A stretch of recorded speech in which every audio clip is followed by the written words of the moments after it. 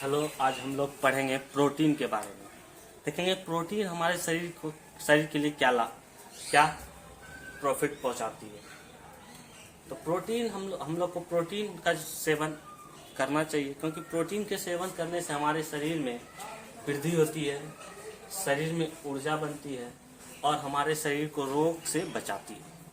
तो प्रोटीन के बारे में देखेंगे, प्रोटीन का निर्माण कैसे होता है। तो सबसे प्रोटीन का निर्माण कैसे होता है। प्रोटीन पहले तो कार्बन, हाइड्रोजन और ऑक्सीजन के अलावा नाइट्रोजन, फास्फोरस और सल्फर इन सभी जो होते हैं आपस में मिलकर इन सभी में प्रोटीन पाए जाते हैं। प्रोटीन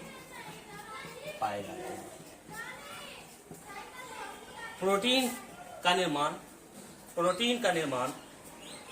अमीनो अम्ल जो होता है दोस्तों, अमीनो अम्ल प्रोटीन की इकाई है। एमिनो एसिड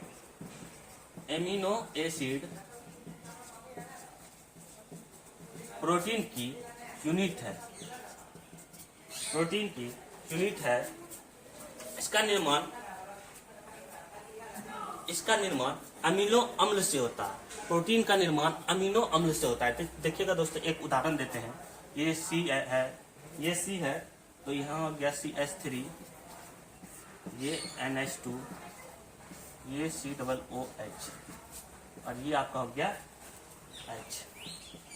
ये क्या करता है दोस्तों, ये जो है H+ आयन और ये H+ आयन, ये होता है अम्ल और ये होता है क्षार। ये क्या करता है, H+ आयन इसको देता और ये H+ आयन ये क्या करता है, लेता है। H+ आयन लेता है, H+ आयन ये क्या करता है, ग्रहण करता है NH2 और ये अम्ल क्या करता है, अपने आयन को दूसरे कंपाउंड को देता है और NH2 क्या करता है, क्षार आयन को ग्रहण करता है। तो ये क्या है, एक एमिनो एसिड है। ये क्या है, एमिनो एसिड। यही जो क्या करते हैं, प्रोटीन का निर्माण करने में सहायक होता है। तो प्रोटीन दोस्तों 20 प्रकार के प्रोटीन पाए जाते हैं। 20 प्रकार के प्रोटीन 20 प्रकार के पाए जाते हैं। प्रोटीन 20 प्रकार के पाए जाते हैं। 10 प्रकार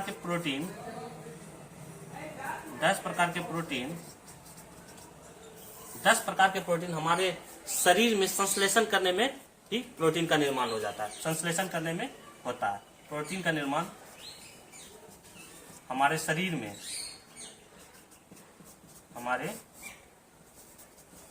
में ही हो जाता है। और 10 प्रकार के प्रोटीन भोजन से प्राप्त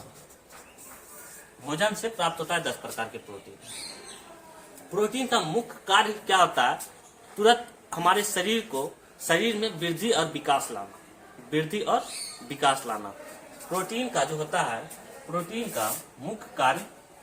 का मुख्य कार्य होता है हमारे शरीर में वृद्धि और विकास लाना।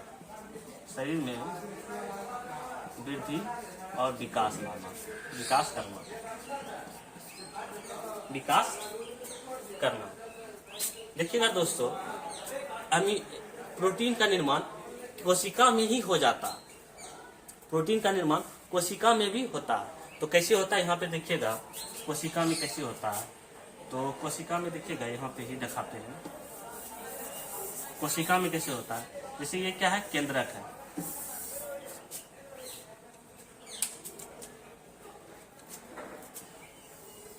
ये कोशिका है, ये सेल है कोशिका, और ये क्या है, केंद्रक। ये क्या करता है, केंद्रक कोशिका, ये कोशिका द्रव्य है। ये क्या करता है, मैसेज भेजता है। किसको, कोशिका द्रव्य को मैसेज भेजता है, जिसे mRNA करते हैं। ये RNA है, जो mRNA यहाँ पे उपस्थित होता है राइबोसोम। राइबोसोम उपस्थित होता है। ये जब न्यूक्लियस कोशिका में बोलता है कि आपके आपके कोशिका में प्रोटीन का कमी हो रहा है, तो क्या करता है, ये मैसेज भेजता है कोशिका द्रव को। कोशिका द्रव क्या करता है, राइबोसोम, यहाँ पे होता है राइबोसोम, राइबोसोम RNA, जिसे राइबोसोम कहा जाता है, राइबोसोम। ये क्या करता है, यहाँ पर प्रोटीन का निर्माण करता है, प्रोटीन का निर्माण करता है, प्रोटीन का निर्माण करता है, प्रोटीन का निर्माण करता है। प्रोटीन में दोस्तों, प्रोटीन में जो होता है, वो प्रोटीन में ऊर्जा का प्रदान जो होता है, प्रोटीन का ऊर्जा का प्रदान 4.1 किलो कैलोरी पर ग्राम ऊर्जा प्रदान करता है, ऊर्जा प्रदान करता है। प्रोटीन का सेवन करने से 4.1 कैलोरी ऊर्जा प्रदान करता है हमारे शरीर को, हमारे शरीर को। प्रोटीन, बहुत सारे प्रोटीन, जैसे पौधे और जीव जंतुओं में अधिकतर जो प्रोटीन पाए जाते हैं वो रबिस्को प्रोटीन पाए जाते हैं। पौधे और जीव जंतुओं में, पौधे प्लस जंतुओं में रबिस्को RUBISCO रबिस्को प्रोटीन पाया जाता है, प्रोटीन उपस्थित होते हैं सबसे ज्यादा रबिस्को प्रोटीन।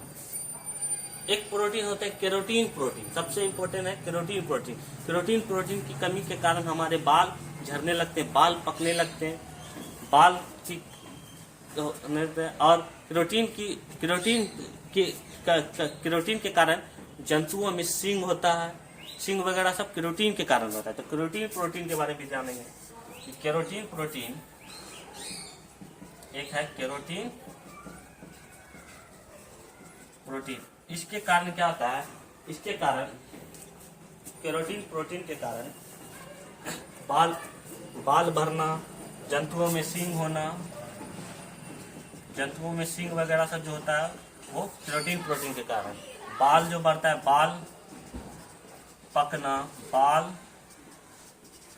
झड़ना, ये सभी केरोटीन प्रोटीन के कारण होता है। एक